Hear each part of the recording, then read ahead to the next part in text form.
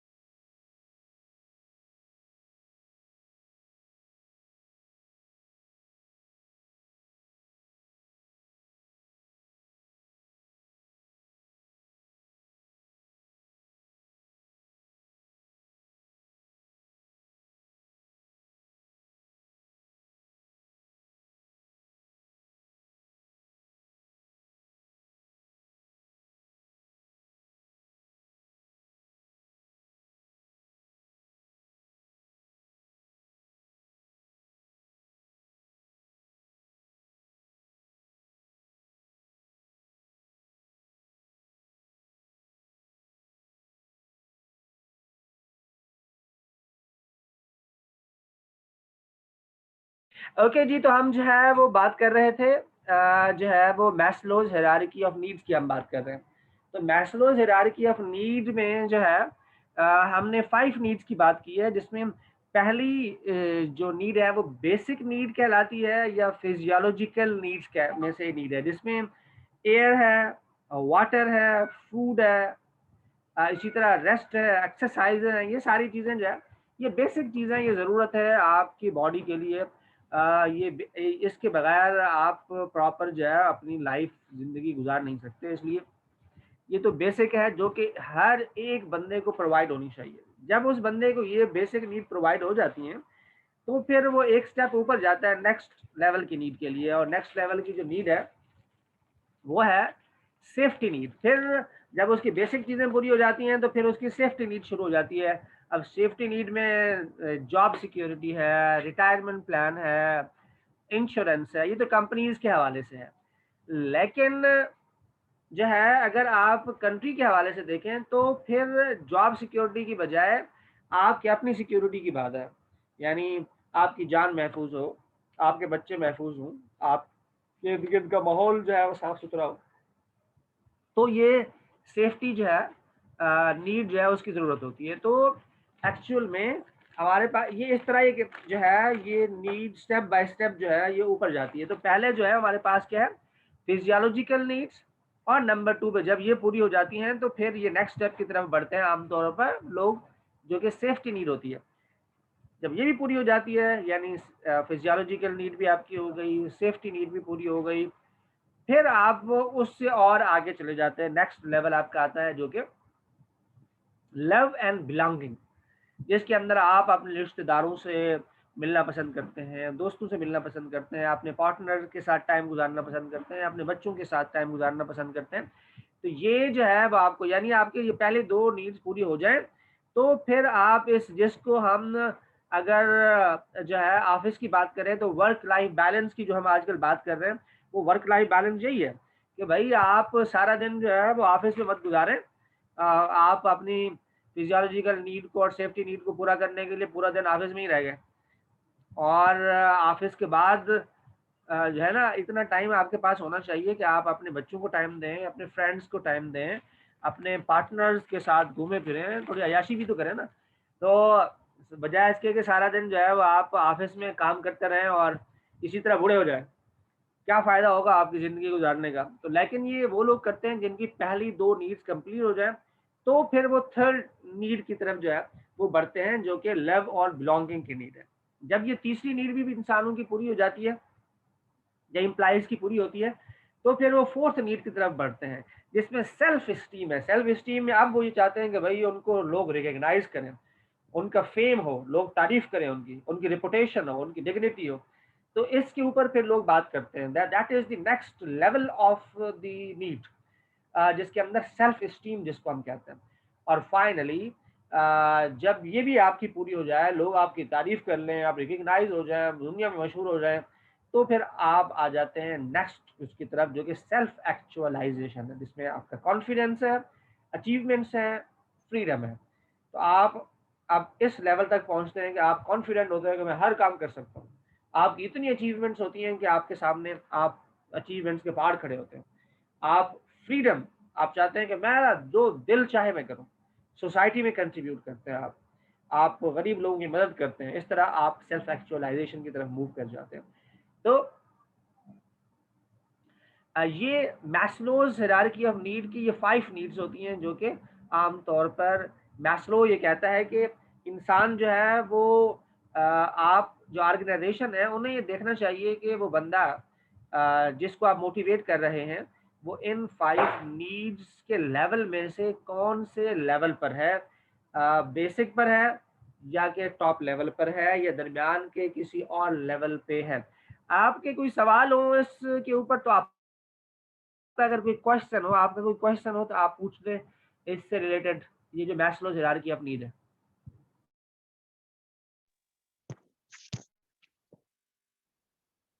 No sir, अभी तक तो क्लियर है ये चीज़ें।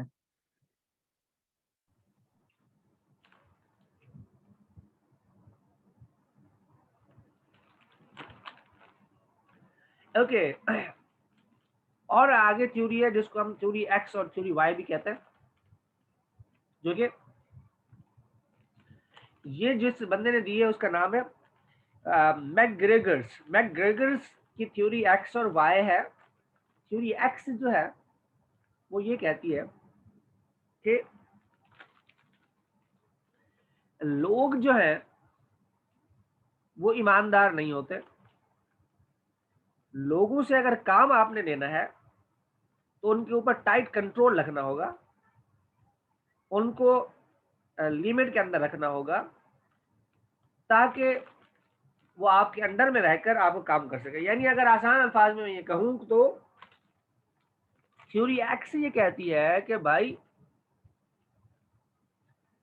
डंडे के जोर पे काम कराओ, ऐसे लोग काम नहीं करेंगे। लोग जो है वर्क एवर्स हैं, लोग काम करना पसंद ही नहीं करते। लिहाजा अगर आपने लोगों से काम लेना है, लोगों की से प्रोडक्टिविटी लेनी है, तो फिर आपके पास डंडा होना चाहिए, आपका कंट्रोल होना चाहिए पूरा। तब जाकर आप जो है ये काम कर सकते हैं।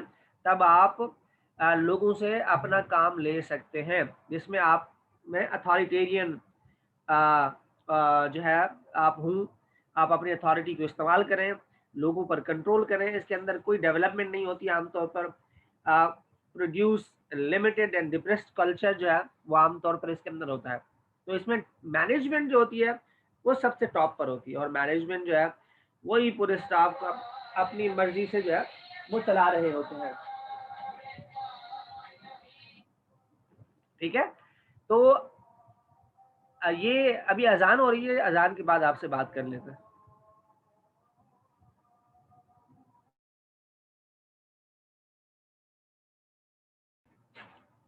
यस, तो हम अजान हो गई है, हम वापस आ गए हैं। तो हम बात कर रहे हैं थ्योरी एक्स और थ्योरी वाई की। मोटिवेशन की ये दो थ्योरी हैं। एक थ्योरी ये कहती है कि आपके पास डंडा होना चाहिए और लोग जो है वो डंडे से ही सीधे होते हैं।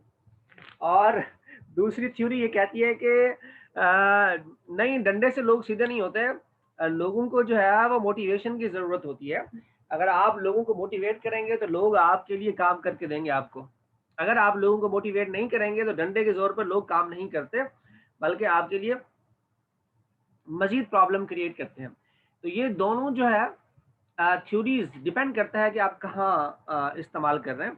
तो थ्योरी, अगर कहीं पर लोग वर्क आवर्स हों, कोई काम ही ना करते हों, और आप खाक उनको मोटिवेट कर करके थक जाएं, लेकिन उसके बावजूद भी वो काम नहीं करें, तो फिर आपके लिए थ्योरी एक्स का इस्तेमाल जो है वो ज़रूरी है।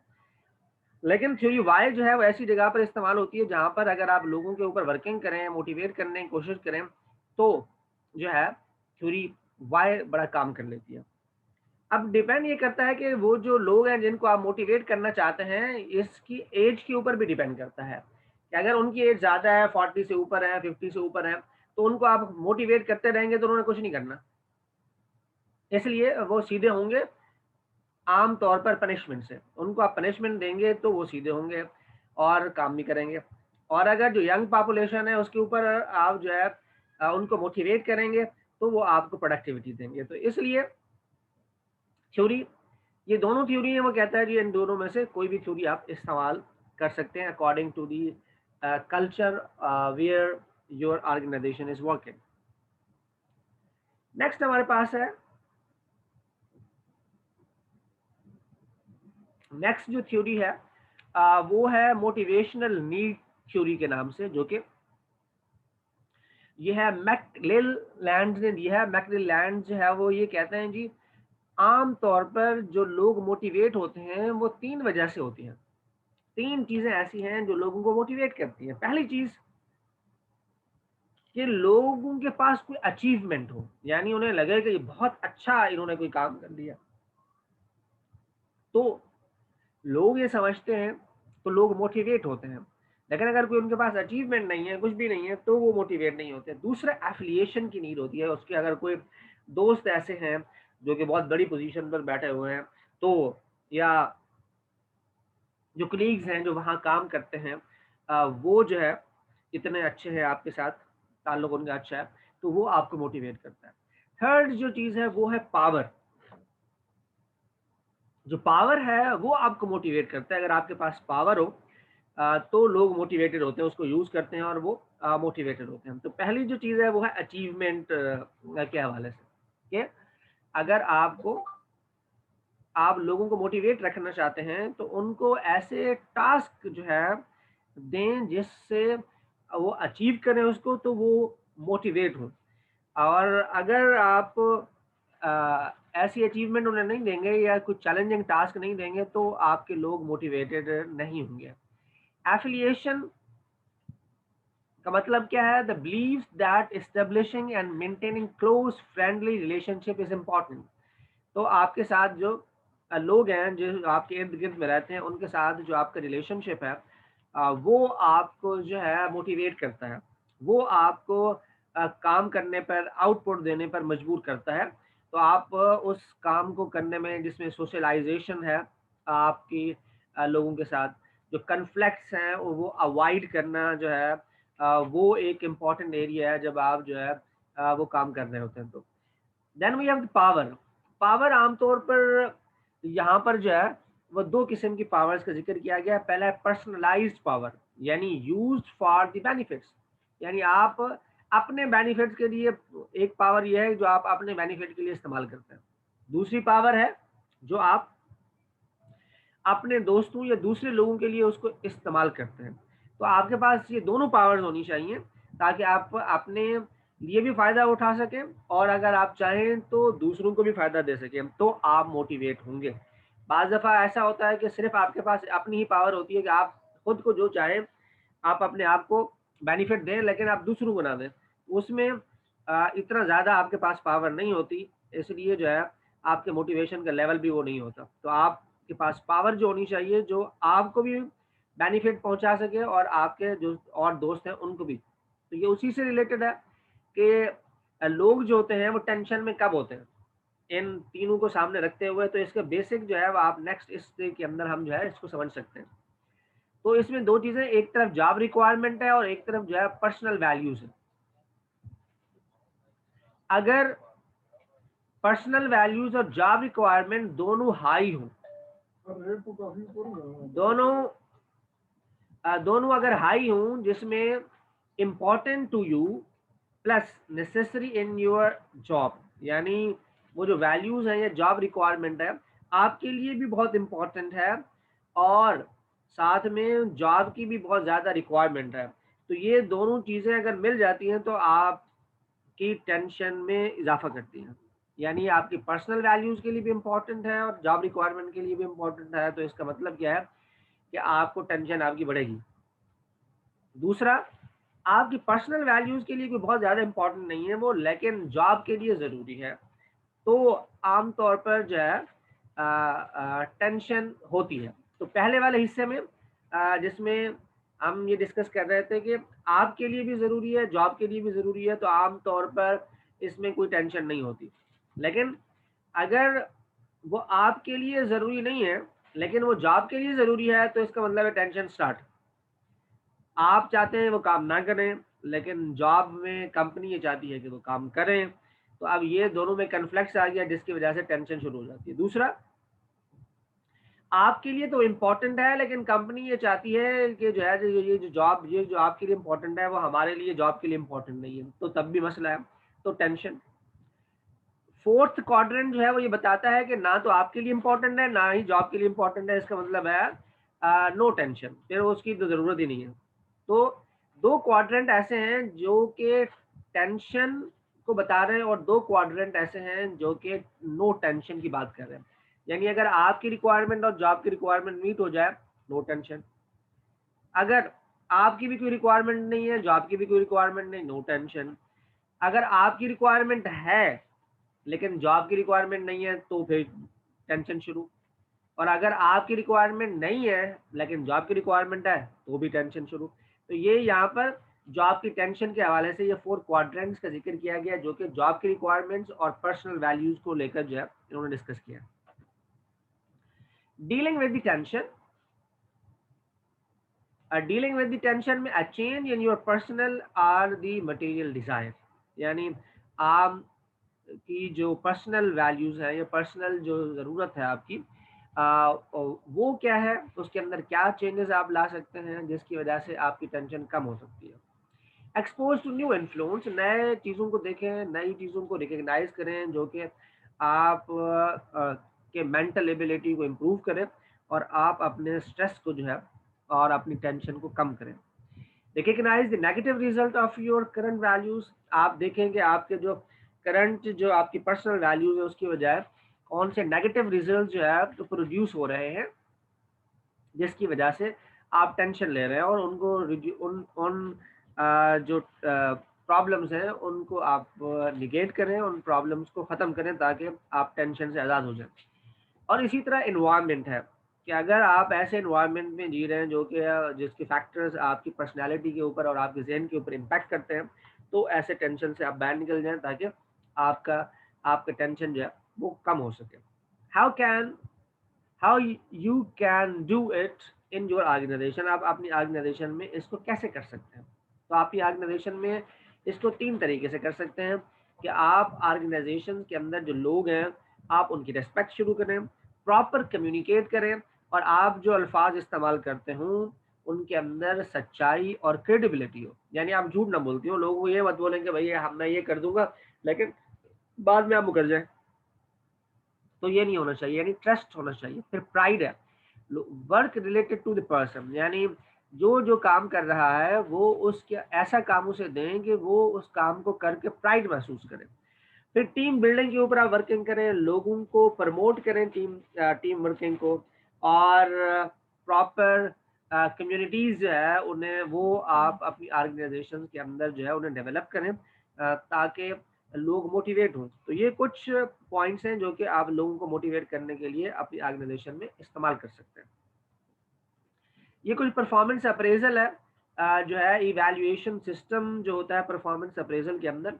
तो performance appraisal system contain two basic system, एक तो है इवैल्यूएशन सिस्टम और दूसरा है feedback system. To identify the performance gap, if any, this gap is the shortfall that occurs when performance does not meet the standard set by the organization as acceptable.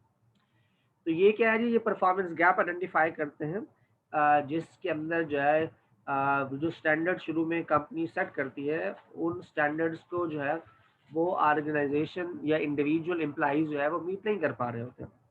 दूसरा जो system है वो feedback का system है। Feedback में ये क्या है, आप एम्प्लॉइज को फीडबैक देते हैं कि भाई वो अपनी परफॉर्मेंस को जो है वो इम्प्रूव करें। तो inform the employee about quality of his और हर परफॉर्मेंस।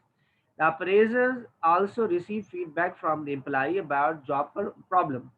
तो दोनों तरफ से फीडबैक आता है, एम्प्लॉइज अपना फीडबैक देता है और एम्प्लॉई जो है वो अपना फीडबैक देता है।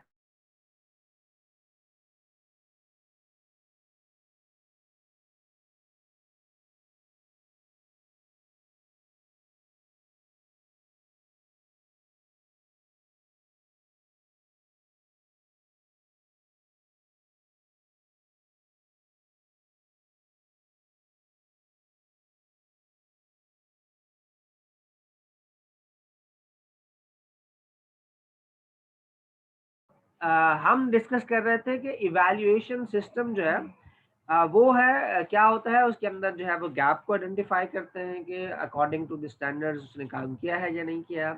और इसी तरह फीडबैक, पॉजिटिव और कंस्ट्रक्टिव फीडबैक जो है वो हम अपने एम्प्लॉइज को देते हैं, ताकि वो अपने आप को इम्प्रूव करें। Then we have the strategy for motivation. तो मोटिवेशन की स्ट्रैटेजीज क्या हो सकती हैं, आप चीज़ों को पॉजिटिवली रीइंफोर्स करें, डिसिप्लिन कायम रखें, लोगों को फेयरली ट्रीट करें, एम्प्लॉइज की जो नीड है उनको सेटिस्फाइड करें, और सेटिंग वर्क रिलेटेड गोल्स, यानी जो काम है उससे रिलेटेड गोल आप करें। रीस्ट्रक्चरिंग करें, जॉब्स की रीस्ट्रक्चरिंग करें, अगर कोई प्रॉब्लम है जॉब में, जॉब डिज़ाइन में, उसकी रीस्ट्रक्चरिंग करें। Base rewards on job performance, यानी आपके जो रिवार्ड्स हैं वो परफॉर्मेंस की बेस पर होने चाहिए। That's and over basically the today lecture. तो अभी मैं अटेंडेंस लूँगा और उसके बाद जो है हम आज की क्लास को जो है वो एंड करेंगे। Thank you very much. ये अटेंडेंस मैं अभी ओपन करता हूँ, अटेंडेंस लेते हैं और उसके बाद आपका कोई सवाल हो तो आप वो सवाल पूछ सकते हैं।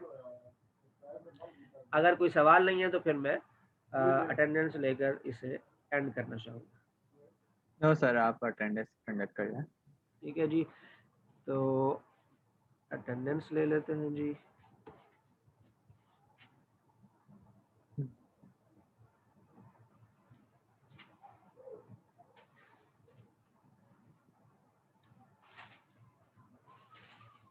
सर मेरे इधर इलेक्ट्रिसिटी का इशू है और मेरा लैपटॉप भी अबाउट टू बैटरी बिल्कुल लो होने, कोई बात नहीं, किसी अगर भी आप वक्त चले बंद हो भी गए सकती तो है। मैं लगा दूंगा अटेंडेंस आपकी। ठीक है सर। सर बाकी मुझे शयान बोल कर कहते हैं उनके ऑफिस का कुछ मसला है, तो उनके ठीक है, भी अटेंडेंस बोल लगा देता हूँ। देंगे। मेकअप क्लास है ना, बच्चों का मसला होता है, तो अटेंडेंस में मैं जरा बच्चों को थोड़ी फेवर कर दूंगा। Okay sir, thank you. लेकिन जो रेगुलर क्लास है उसमें फेवर नहीं मिलेगी। Okay sir. Sir Hasan Siddiqui भी बोल कर गए ग्रुप पर। ठीक है, देख लेते हैं, अगर किसी की छुट्टियां ज़्यादा हैं तो उसको जो है वो हम उसकी एब्सेंट लगा देंगे, और अगर किसी की छुट्टियां नहीं है तो उसको जो है वो छोड़ देते हैं, ताकि कोई ड्रॉप ना हो ना। मेकअप क्लास में बच्चों को प्रॉब्लम रहता है हमेशा ना।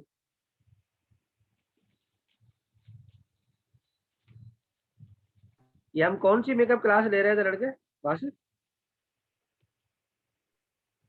सर हमारे ये 12th सेशन है, मैं 12th हो गया। तो हमने 28 मार्च 4 तक तो हमने कर लिया है ना शायद। जी सर बिल्कुल 28 मार्च तक हो गया हमारा, कवर हो गया हमारा। एक मिनट मैं देख लूँ 28 मार्च की जी अटेंडेंस सर आप देख लें। ली है। हाँ 28 मार्च की तो हो चुकी है हमारे पास। अब हम 4 अप्रैल पर हैं। तो जी ये सर बिल्कुल। 4 अप्रैल पर हम आ गए। इसका मतलब है हम आज के लेक्चर के बाद अब हम बराबर हो गए। जी सर बिल्कुल। तो 4th का भी ले चुके हैं हम तो। ये तो हम आगे सर चलेंगे। आज की नहीं एक एक्स्ट्रा क्लास हो गई लग रहा है। मेरा ख्याल है शुरू में हमने एक अटेंडेंस नहीं ली थी, मुझे जहाँ तक लग रहा है। जी सर नहीं सर शुरू में आपने नहीं ली थी अटेंडेंस, शुरू के अंदर ली नहीं है। वो हमारी इवैल्यूएशन थी ना, फिर इवैल्यूएशन के बाद आपने टॉपिक बताया था फिर। नहीं अभी आज की बात नहीं कर रहा हूँ, वैसे ही बात कर हम्म। रहा हूँ। तो ये आज तो 8 तारीख है, ये तो हम 11वें आगे वाले सेशन की अटेंडेंस लगा रहा हूँ मैं, तो आगे वाली तो अभी नहीं लगा सकते। तो 11वें में कैसे लगाएंगे? 11 तो अभी शुरू भी नहीं हुआ।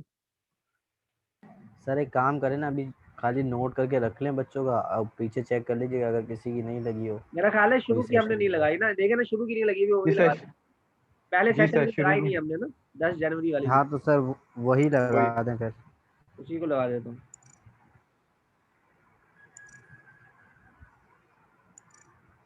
ठीक है, मेरे ख्याल में आप लोग जाएं तो जा सकते हैं। Okay sir. मैं सर लगा अल्लाह हाफिज़। दूंगा। ओके जी, अल्लाह हाफिज़।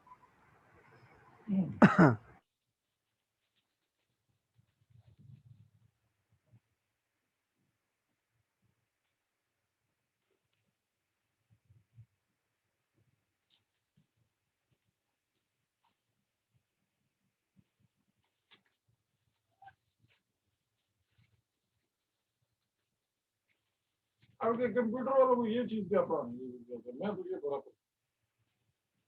आप